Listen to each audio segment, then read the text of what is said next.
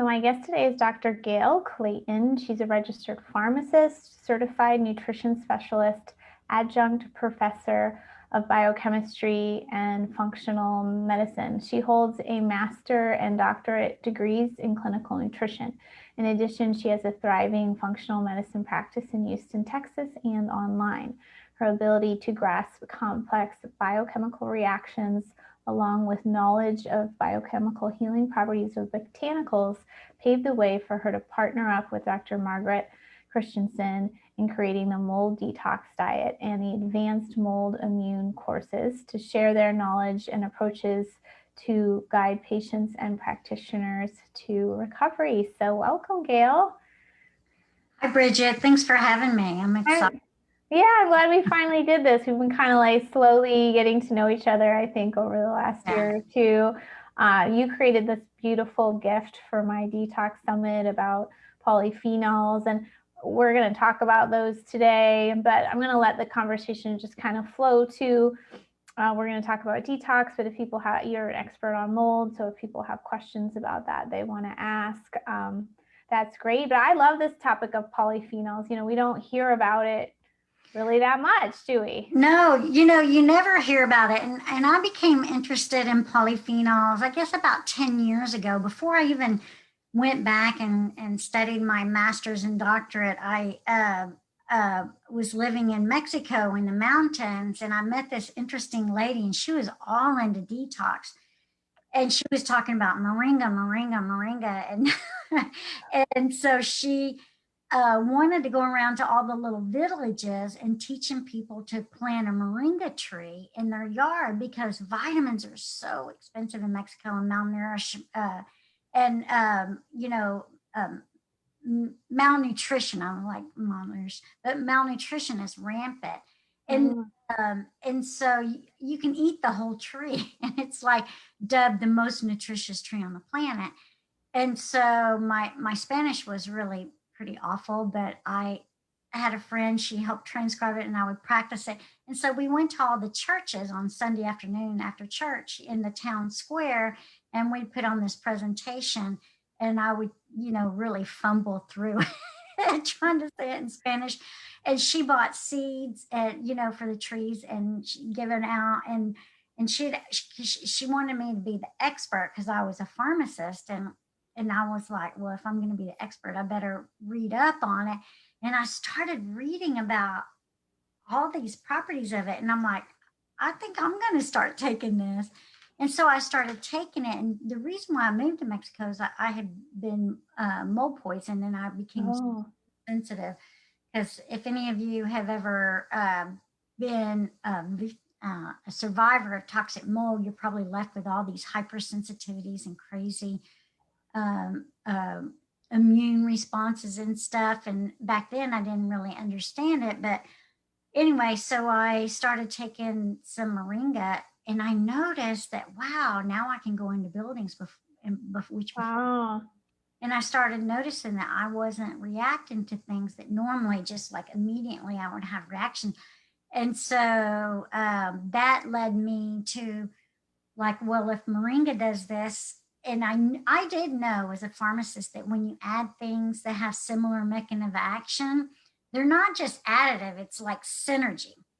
And so we tested some different herbs that all had similar mechanisms of actions. And then, when we looked at the amount you would have to take, like a dry herb, it was like massive. I'm like, nobody's going to take that.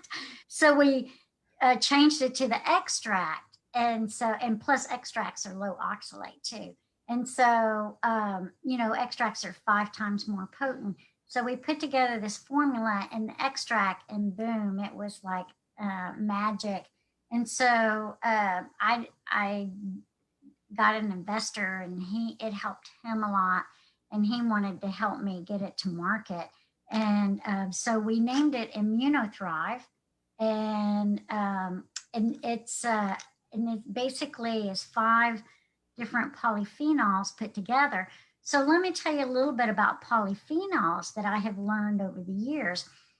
So polyphenols is in a lot of our spices. I tell all my clients, especially when I look at their GI effects, stool test, and that portion on the test, if you've ever seen one, it has like the commensals, and people look at it and like, I don't know what to do with that portion of the test. But when it's spattered, you've got like a splotchy pattern. They all should be in high abundance, in the third, like right in the middle or above. And but when they're all splotchy, it's really because you don't have enough diverse polyphenols. See, polyphenols aren't really absorbed in our body very well. They're food for the microbes. And the way to get a healthy microbiome is to have an abundance of polyphenol intake.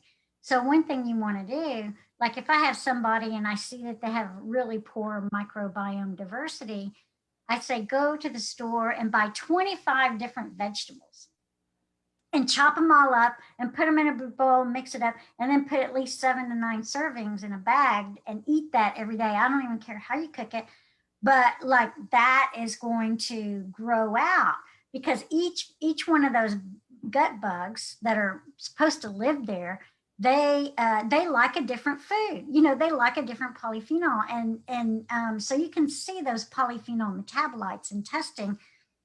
And so the more diverse, and so you can even go to your spice cabinet and start using all the spices that you have in there, the rosemary, the oregano, the tarragon. Grow a little spice garden outside.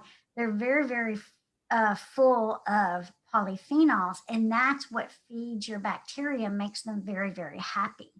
Okay, so the microbiome and the immune system go hand in hand, and the microbiome makes important vitamins and nutrients for us, and they also those microbiome, they eat toxins. It's really interesting. They will eat the heavy metals, and they will eat, they bind to it, and they will eat mycotoxins. They eat all the toxic stuff, and they will eat the bad bacteria. So if you've got a really good, healthy, very diverse microbiome, you're going to be really pretty healthy. It's very rarely will you see somebody that's sick that has a healthy microbiome. Polyphenols is one of the most important things you can do, and then just in the immune system, so the microbes eat the polyphenols, and then they make it into a much more usable substance, because our body doesn't really like to absorb them. So the microbes, they eat it, and then we absorb the metabolites of them, and those are used in the immune system. So they're very good regulators. So you have your innate immune system and your adaptive immune system, and this crosstalk. So whatever is out of order, it puts it into balance. And as far as like detoxification, if people are following you and watching your webinars, they probably have heard of phase 1, phase 2 detox. And then right in the middle is where you make all these like, reactive oxygen species, all the free radicals. In phase 1, we have to create a pro-oxidant, because we have to have a reaction, because we have to, in phase 2, we have to attach something to that toxin to make it more water soluble so we can excrete it. So the problem is when we're making too much phase 1 and we don't have enough phase 2 to bind it, we're creating a lot of damage. So the polyphenols act as antioxidants in that phase 1, phase 2. And, so it's very, very important. That's why they say you have to change your diet before you do any kind of detox. Okay, so yeah, this is super interesting. I want to get back to the moringa eventually, but can you tell us more, like just describe, in case people don't really know, like what actually is a polyphenol? A polyphenol is a chemical structure. It's kind of aromatic. It's a chemical that's in a lot of plants. So you're going to find it in coffee and tea chocolate, and people are like, no problem there. I'm drinking, chocolate and coffee every day.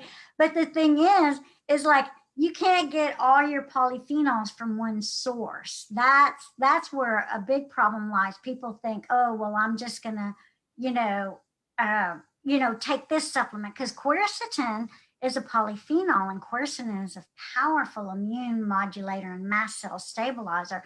And but you want all the different polyphenols, and the more you have, the better. Okay. So they're plant compounds. Are they all antioxidants?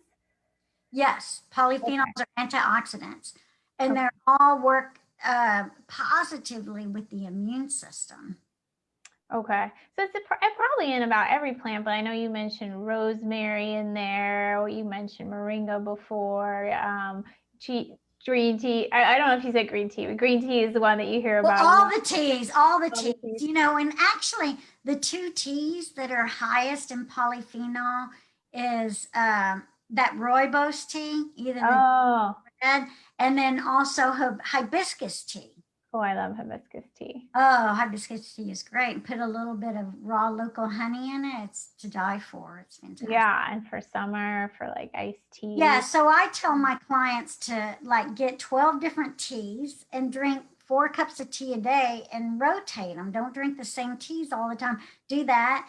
And then like use all the spices. I started buying these organic spices from this one company, and each one, they're all organic, didn't have on any of that nasty stuff in it, but they have like 12 to 20 different herbs and spice, and I'll put a tablespoon of it on everything I eat. So Oh, that's awesome. of course, I have my tea, at least 3 cups of tea a day, and then I have my coffee, and then of course I have my occasional little chocolate treat.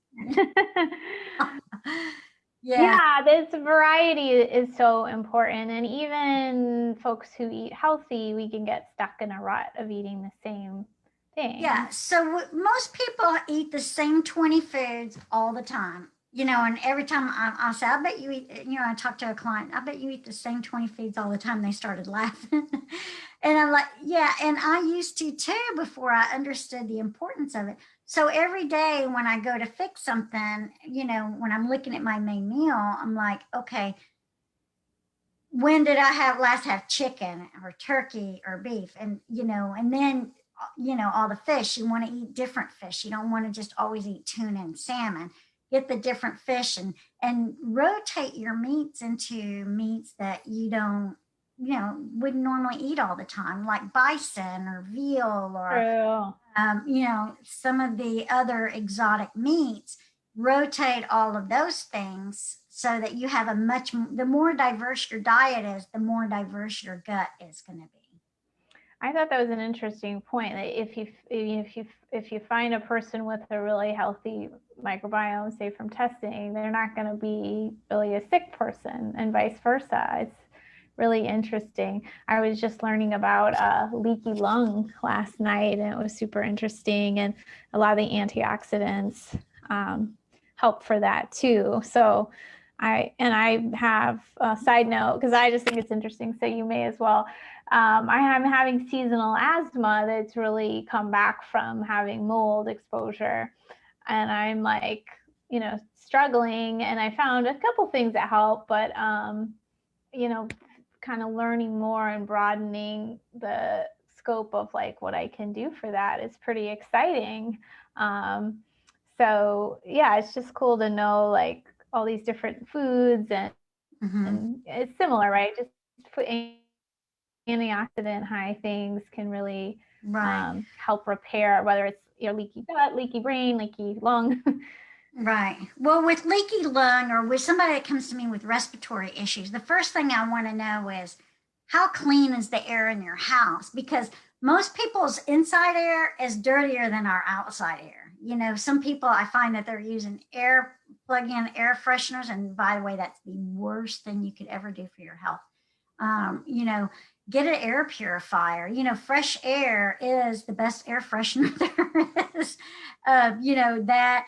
And then, nutrient deficiencies. One thing a lot of people don't realize is the barriers in the lungs. You really need a good, healthy omega-6 to omega-3 ratio, and phosphatidylcholine. Some people genetically just don't make phosphatidylcholine well. So repairing the membrane. And a lot of people with asthma are deficient in selenium. So maybe a selenium supplement, omega-3 supplement, and make sure, you're not, that your omega-6 to 3 fats and maybe some phosphatidylcholine, all of those things. But the most important thing is make sure that there's nothing in your air, home. Like I have 2 of those big, huge air scrubbers, one downstairs and one upstairs. And my home smells like on the top of the mountaintop, like, just be, very pristine. It takes the lower the particle count that you're breathing in, the less your immune system has to work. Yeah, that's a good point. I use a really good filter in my home filter and get my house cleaned twice a week and don't use any fragrance. But I guess I've had mixed feelings about the units, because when we were going through mold, those, they weren't really like a game changer for us at the time. No, if you have mold in your house, I don't think that they're a game changer. You have to just get away from the mold, right, because right. It's not gonna, it'll lower it, but when you're really sick with mold, you have to be, very, very clean of the mold. Yeah, yeah. So now in my house, like I feel good in my house half the year. It's just when the pollen is out. But maybe reduce, I've been pondering this lately, like maybe having a unit in my bedroom, at least in the nighttime. Well, when somebody has seasonal allergies, that tells me that there's something going on in the gut. Probiotics are good. I had a student last semester, and he was an engineer, and he was like always very, really skeptical. And he even like admitted that. He wrote me a letter. And you could get some raw local honey and cut up a purple onion and put it in the raw local honey and soak it. Take a tablespoon of that every day to get rid of your seasonal allergies. And he didn't believe me. He's like, I've had seasonal allergies for 20 years. I have to go for steroid shots, Nothing ever works. So he just like did it. And this was his first year. He didn't have to take steroids or didn't have any seasonal allergies. Nice. Okay, I'm sold. Dr. Clayton doesn't know what she's talking about. Yeah. So, the honey is very, very good for the immune system because it has all the B-salavin enzymes and all those bacteria. And then the purple onion is very high in quercetin, which stabilizes the immune system, and Immunothrive would probably do that too. But with seasonal allergies, even a probiotic is a good idea. So do you want to share what spices or herbs you put in that formula? So this contains moringa extract, and then it also contains an herb from India. It's called Mariah Kawingi, and they call it curry leaf. And they basically cook with it. And it's interesting that curry leaf, it's not curry like hot. It's just called curry leaf. But it's kind of an anti-aging. It can actually make your gray hair turn dark again. Oh, I've heard about that before. Yeah. Yeah, that's the herb. And then it has curcumin and pine bark and spirulina. But the main 2 ingredients are the moringa and the curry leaf extract. But I added all the other ones in there to increase the perfusion. The pine bark increases capillary perfusion. And when, you're able to, people tend to get better cognitive ability, and you get oxygen to all your tissue. And then that lowers the stress. And so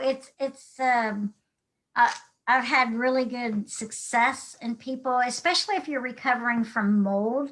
This is very, very helpful in helping to stabilize the overhistamine reaction. Oh, that's really cool.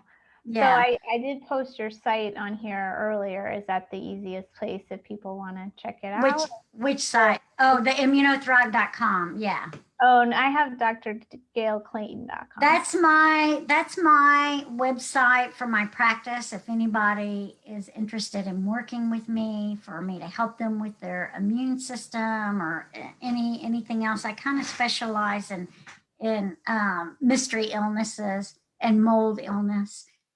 So Dr. Christensen and I worked together, and we created the very first one. When she first did the mold summit, we created the mold detox diet, and then we just made a book of the video of it that was available if you take the course.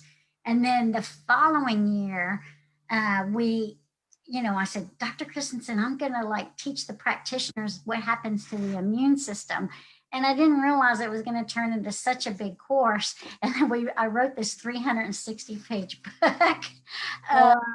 And we had the course, the Advanced Mold Immune, that teaches, it was mainly for practitioners, but we kind of made it simplistic enough to where a very motivated lay person or another nutritionist could understand it and just get the whole overall idea, and then how to modulate and put the immune system in homeostasis. So we kind of had fun with those courses. Yeah. Launched and yeah, so a lot of people can't afford, after you've had mold, you basically have lost your house, everything in it, you're sick, you've lost your, you don't have any money. So the courses is a way to reach the masses, because you can learn enough in this course. This is for the layperson in the beginning, just to kind of get yourself started. What do I need to do? Why am I sick and nobody else in my family sick? How do I get started so that I can feel better? And of course, once you get clean of the mold, the diet is very, very helpful. Diet, so we teach how to change your diet, what to follow. We go review all the different diets that the different practitioners use, and the pros and cons of each one, and help you decide which one best fits you. And then what to do if you have histamine intolerance. We have a whole section on that, like how to stabilize it and so that you can recover. Awesome. Gail, would you just clarify the honey onion recipe so that people sure. So get a jar, I guess maybe about the size of my glass of water, and fill it with raw local honey or any kind of honey. And then get a half of an onion, this purple onion, and just dice it up and just stick it in there and mix it up.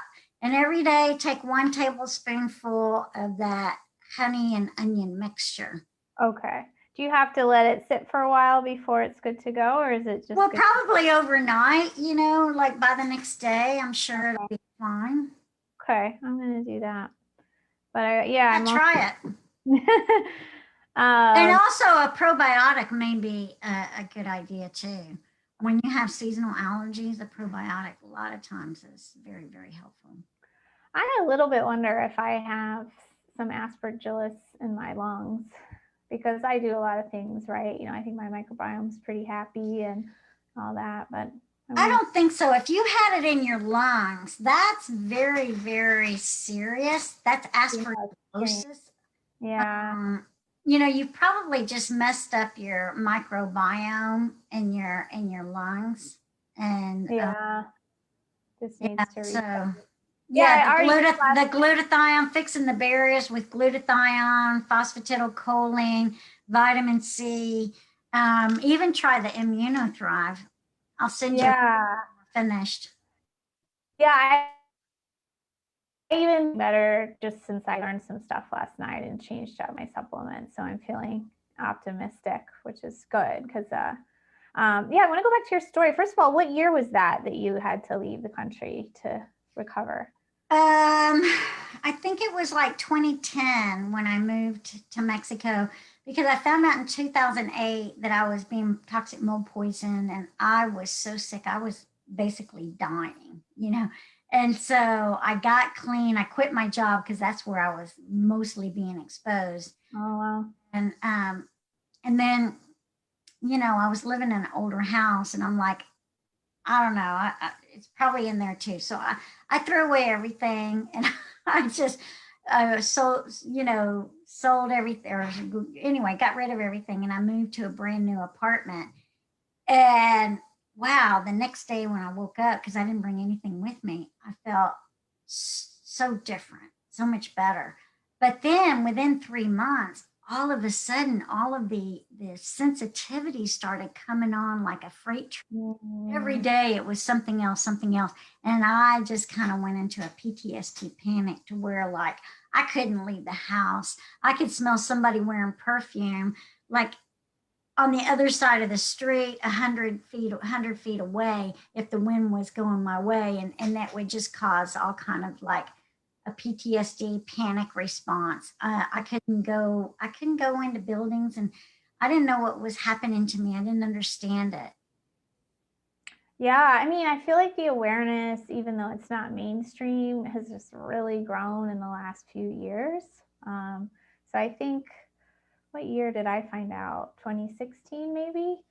Even then, like it was getting more known. But I almost feel bad for people who went through it, 20 years ago. Oh, the thing ago. is, I couldn't find anybody to help me. And I was hiring people that said, oh, yeah, I can help you. And they were pretty much scamming me, like I had this doctor, $10,000, and he made me worse. Oh, yeah. And, now that I think back of some of the things he said, he was a total idiot. But I just like, I finally just gave up. I went to the Environmental Health Center in Dallas, and that's where I learned about doing diet changes. And so I'm like, okay, well, I'll do that, because I didn't even believe in organic. I was a total pharmacist. Was totally brainwashed and thought you have a symptom, you take a drug, and that's how it's done. And then when I got sick, and I heard that you take supplements and nutrients, I'm like, what? Who does that? Some kind of weird health nut. They told us in pharmacy school, don't ever recommend that stuff. It's the old wives' tale. And so it took me getting very, very sick and almost dying to realize that I was lied to. And then once I was on the path of nutrition, I started feeling a lot better with diet changes. And then once I was on that path, I became very, very interested in all these supplements. I had no idea what any of it was. And so when I was living in Mexico, I met Dr. Beatrice Gallagher down in Ajijic, and she's like this wonderful lady. She has a PhD in nutrition. She's so funny. And I hired her because I was having a lot of digestive issues, because I didn't know that was part of it, right? And I said, I need a colonic. And she's like, okay. So I came in and a few times, and we did colonics, and we became good friends, and we're still best friends. I mean, I go down there and visit her. She comes and visits me. But anyway, she's the one that told me, just go back to school and get your master's. And I'm like, oh no, I'm too old. But I did it. And then it didn't feel like work. When I went to pharmacy school, man, it was work. It was hard, and I hated it. And I never liked being the pharmacist. Starting day one, I hated being a pharmacist. Oh, wow. Sometimes we think we want, once we get it, we're like, I actually don't, Right. And then, sometimes you don't realize you're not happy. You're just like, yeah, but in my master's program, I couldn't wait till the next module opened up online, and I could study and learn new stuff. And then I'm like, well, I'm not done yet. When I finished my master's, I got my doctorate. I was 63 when I graduated with a doctorate in nutrition. Oh, congratulations. Yeah, and I'm happy. I'm like, I don't ever have to retire, and I haven't worked as a pharmacist in over 4 years. I couldn't be happier. Oh, that's so great. That's so great. Yeah. I want to talk about the moringa too. I might be my next door neighbor has a moringa tree in the front yard. So he lets me go pick off of it. And one of my best friends she uses like a powdered moringa supplement every day. Well, you know, for like it 5 takes years. a lot more moringa than you realize to actually make a difference. You know, like you can't just eat a few leaves. I mean, if you take those leaves and dried them and you pounded them and you're doing the powder, what it would take like to equal 3 capsules of this, like mixing the herbs together, you would have to take a quarter of a cup of that powder to equal the powerfulness of the 3 capsules of the extract. So it takes a significant amount, and then the powder has you know, it's very bitter. It is bitter, but it's kind of fun. I know I'm not getting a lot when I just eat a bit, but it still kind of feels Take it and put it in your throw it in your salad. You know, I just eat it, right? salad, I just chew it off the treat. Yeah, every time I cook something, I go out to my garden. I don't even care what it is. I'm just cutting basil, mint, and sage, and tarragon, and oregano. And I just cut them all, and I put a whole bunch, and I just put it in my foods. I'm like, oh yeah, I'm feeding my microbiome. They're going to be very happy. That's awesome. So you've talked mostly about how the benefits are for your microbiome, which does help you detox through the microbiome. Any other ways that polyphenols help you detox? Well, you know, by lowering inflammation. You know, you're not going to detox well if you're inflamed. And so they do help lower inflammation. There is one caveat about polyphenols that you should be aware of. Some people have what we call a phenol sensitivity, and they can't take quercetin. They like call me and say, I tried 1 capsule and it made me sick of the Immunothrive. That's a phenol sensitivity. And in some people, it has to do with their metabolic pathways and their detox pathways. Some people, you know, the polyphenols are like a polysaccharide, and they can get trapped in some part of the metabolic pathway, and it can cause some symptoms, and you know, like red cheeks and anxiety, and like a, you know, kind of like just an overall not feeling well. And so basically what you have to do is, you know, go on a low polyphenol diet for like 2 weeks. And there's a diet called the Feingold diet. So if you follow that for a couple of weeks, take some B6, take some magnesium, and maybe a little bit of molybdenum for a couple of weeks, and then slowly reintroduce the polyphenols back in your diet. So there's a lot of polyphenols in onions and garlic. Some people, you know, can't tolerate those things. So, and then there's also some enzymes called no-phenol, N-O, and then F-E-N-O-L. It's by Houston Enzymes. Oh, a supplement? Okay. Yeah, they help metabolize phenols. And, you know, it's really, really a good idea to try to get as many polyphenols in your diet as you can tolerate, because the immune benefits, you know, if you can't tolerate polyphenols, don't just say, oh, I can't take those because they make me sick or whatever, you know, I'm phenol intolerant. You want to do everything you can so you can take it, because they're needed for the immune system. Right. Yeah. Yeah, you can. So it would be all phenols for those people, not just some. Yeah, all the phenols. Okay. Okay. I just want to share, I'll screen share some of the resources you shared with us here. So this is an ebook, the long one, about polyphenols for detox. So, you know, we covered some interesting points here, but if you want to get deeper, and I put that link in the chat. And then this is the mini version of your mold detox diet. So that's awesome. Yeah, so what we did was take little miniature clips of each of the videos. There's 14 videos in that course, and lots of handouts, just to kind of give you an idea of what the course is about. Some people, you know, it's kind of hard to just buy a course online, but right, just to, you know, say, oh, okay, yeah, this is done professionally. I think you know, I can see the value, just to give value and give you an idea, right, of what we put together. I think that's great. And now if you've gotten to know Gail on this interview, she's obviously super knowledgeable, and Dr. Margaret Christensen, who we're talking to, is the same. They've just done a lot of research, obviously have a lot of passion for it too. And this is her main So site. if you're stuck, you know, and you have mold illness and histamine intolerance, mast cell activation disorder, and you need help, you know, I work with people on and restoring the immune system. Awesome. Yeah, and I'm a big fan of, I know we said this is true, often with mold, you're really running out of money, but you can pace yourself, and I'm a big fan of just getting even multiple opinions over time on your case, because we all have different bodies of knowledge. So you may have come, 70%, but you need the other 30%, and you need a little more help. Let's see. Yeah. Can I answer this question that just came up? Somebody said they had a doctor that the molds in their house are different than the one mycotoxins in my body.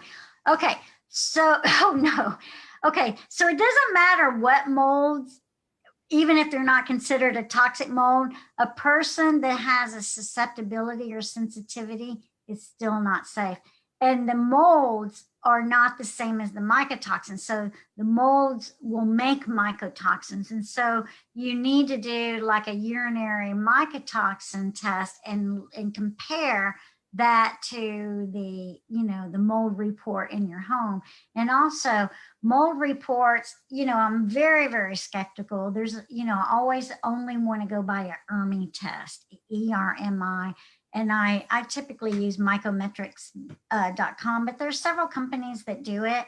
And, they're the ones that will get the toxic molds, and those air quality many times are not accurate. Yeah, I was curious what you were going to answer, but I 100% agree. And then different, molds have like different life cycles, so that can change a sample. Like if you took, I don't know, 5 samples in your house over a month and then 5 samples in your body, like things will change. So you can't get too fixated on, which types they are and that kind of a thing. I would say I'd be curious, Barbara, like one thing I will ask you too, Gail, is like I have some clients who have mycotoxins, but their home, doesn't really look that bad. Like the tests really aren't coming in much. Some of them even had an inspector out and it's not too much. Yeah. So, do an ERMI test, because I can tell you when people try to just get those little mold plates or they hire an inspector, those inspectors, I get so irritated because they think they're clinicians, and they make recommendations to my clients, and I get so aggravated. Well, the inspector said that this wasn't toxic, or it's not high enough to affect me, or it's better than the outdoor mold, or it's not as bad as I think it is. They don't think that these molds are going to hurt me, or some of them will just do like a particle count. Yeah, there's a high particle count, but I don't think it's mold. If you got some inspector that's making clinical decisions for you, fire them. That's all I can say. Yeah. Well, and I think they can just base on what they see, and if they don't see much, yeah, it's always up to the person to make the decision. And I think that that's sometimes where the blame game gets played a little too much. It's like, yeah, it's nobody else's decision but yours what to do. And if you don't feel well and things aren't adding up, you've tried everything, you still have mycotoxins, and then people always ask me, go ahead. One good thing to do is, if you're not feeling well, like really assess, do I feel better when I'm at home, or do I feel better at work? Do I feel better when I'm gone? Did I feel better on vacation and I came home and felt horrible again? Those are things you need to look at. You need to really pay attention to your symptoms, because that's going to give you a lot. And some people that they haven't left their home in a while, I'm like, go and stay somebody at a friend's or a family that kind of has a newer house that's probably doesn't have mold in it. or they don't have any illnesses, and just see, or go stay in a hotel for a week or two and see. But not everybody with mold illness is going to feel better right away when they leave the house. No, I don't. I never did. Some people do, and it's dramatic. Yeah. Yeah. Somebody asked me, I'm sorry, go ahead. Well, I would say a lot of people ask me, should I move out? Should I do this? It's tough because I'm not there and I don't know every nuance of your house or how well it was checked. It can be tough. And that one, you may need a few opinions too, or people say, should I throw out my stuff? And it's like, first of all, I don't have that power to make that decision. I can give you my perspective, but you should probably do some research, get more perspective. I'm a little bit more on yours. So like I had to go to an extreme to really. I did too. And it was worth it. And you know what? I don't even miss that stuff. Yeah, eventually you don't. And I'm writing a mold book right now, and your story is such a great example. Like, however brutal it is, there's going to be a happy ending. Like, your whole life transformed in ways you never would have imagined, and you're so happy. Yeah. And interesting thing, I had 2 clients. They had $1 million homes, right? And they came to me and they didn't even know it was mold. They just, had heard of me and thought, maybe I could help them. Found out it was mold. They spent $100,000 remediating. They moved out, lived in one of them bought a little trailer, lived out on her property, moved back in, got sick. The other one, her son remediated it. It was Stachybotrys. She moved back in, immediately he got sick. And both of them says, I've had it. And they just put their houses up on the market and sold it and moved. A lot of people can live in a home that's been remediated and do okay. But a lot of them haven't done enough work on their limbic system, because the limbic system gets turned on, that fight or flight.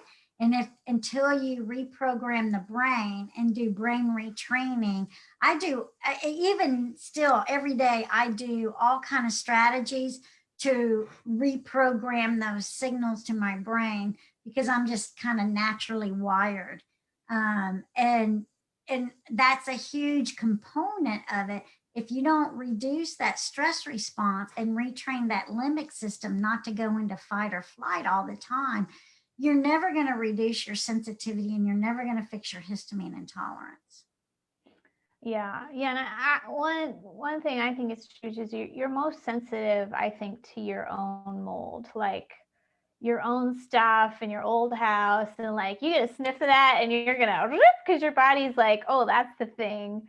Not to say you can't react to other new environments that are moldy, but it's why, like, say I'm like, oh, I'm getting rid of my coffee table because I'm clearing out of mold. Well, just because someone else takes it doesn't mean they're going to completely react to it. But to me, that coffee table, I can maybe never ever be around again.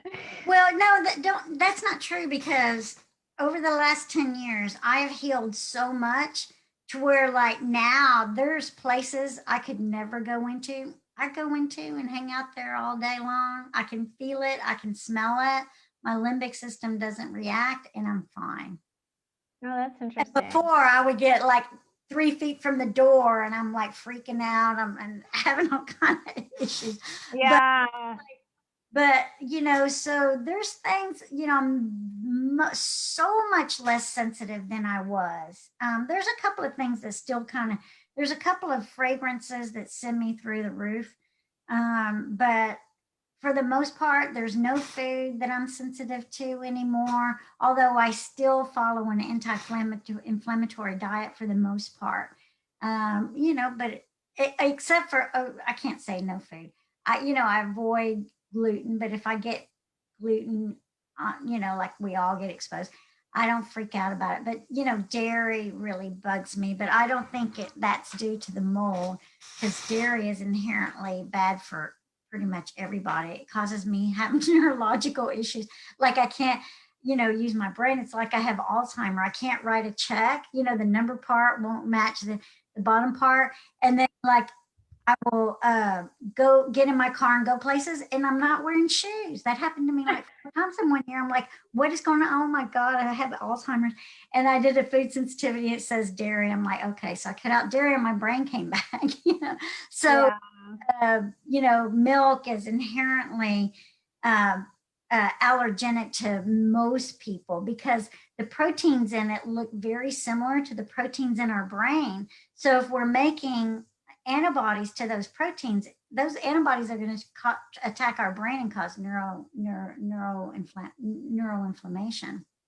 Yeah, yeah. I so wish that cheese was like super healthy for me because it's so delicious. Oh, I know. But I miss cheese.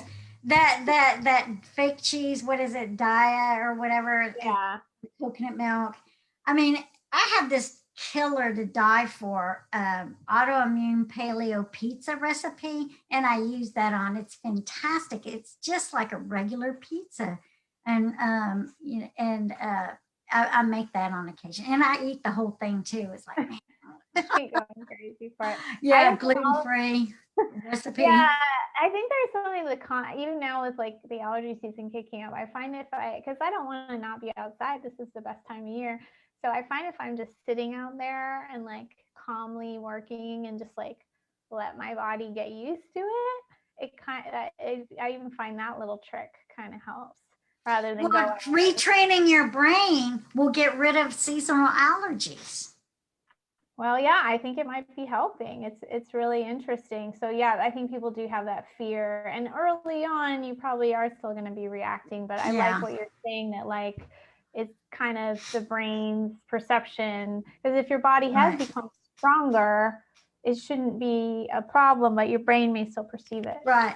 And this is another thing I have clients do is the alpha stim. You put these little clips on your ear and you turn up the frequency, and it sends little electrical ping, ping, ping, ping, back and forth, back and forth.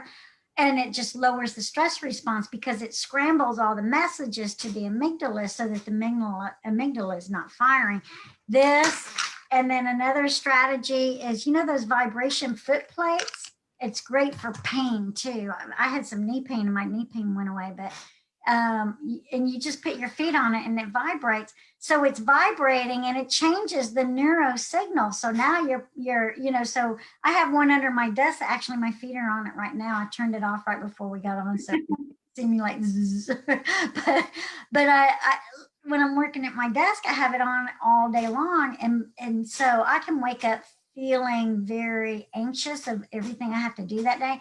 And then by the afternoon, I'm just all relaxed and zen, and from that fit plate. And then the most inexpensive thing you can do, and I love doing this, is that when I get in my car, I turn on my Bluetooth, and I'm going to show you this little app that I have on my phone. It's called the Anxiety Release app. You see that right there? So when you turn it on, you can hear it. Can you hear it? Yeah, doesn't seem very relaxing. So you turn that on, and if you're at home or anywhere else, you can just wear your earbuds, and it's like ping, ping, ping, ping, and it's just like the EMDR, like So when you're sleeping, we have REM sleep, and our eyes are going back and forth. That's how we process all the stress.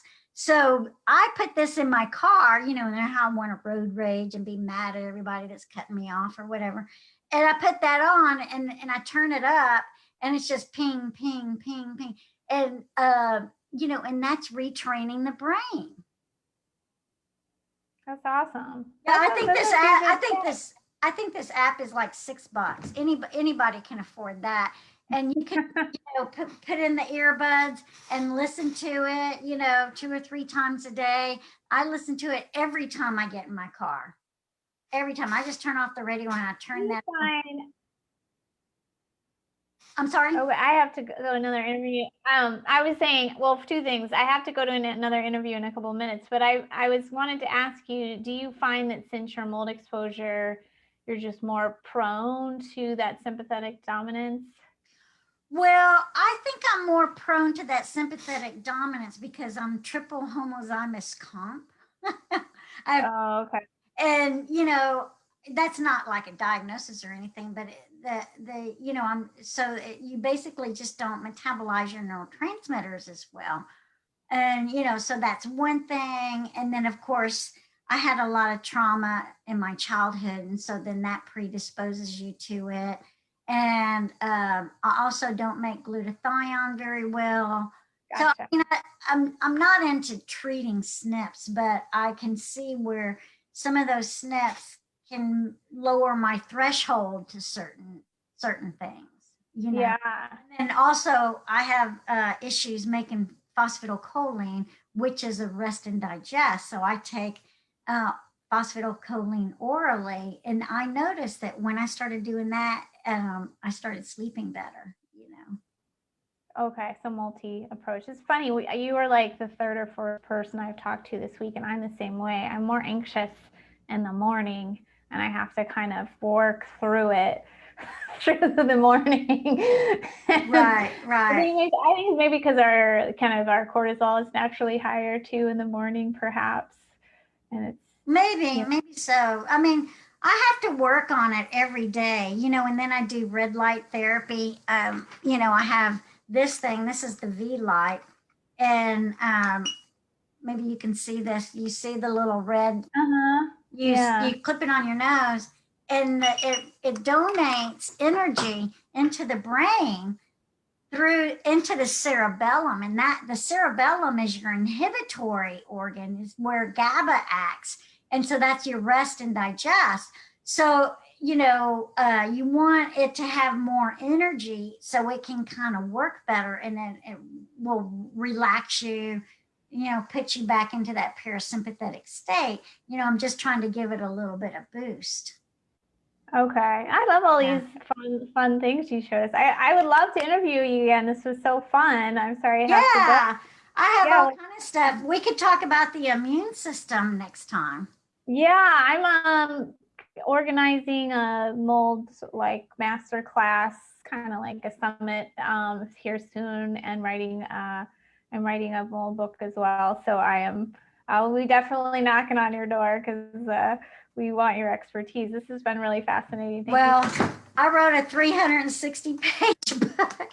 I was doing it. I had no idea I was going to write so much. And, I started on it. And then Margaret, she would do all the edits. And then she was like, well, what does this mean? And I would expand that concept. I thought it was going to be 4 videos, and then it ended up being 7 videos and then 360 pages in this Yeah. book.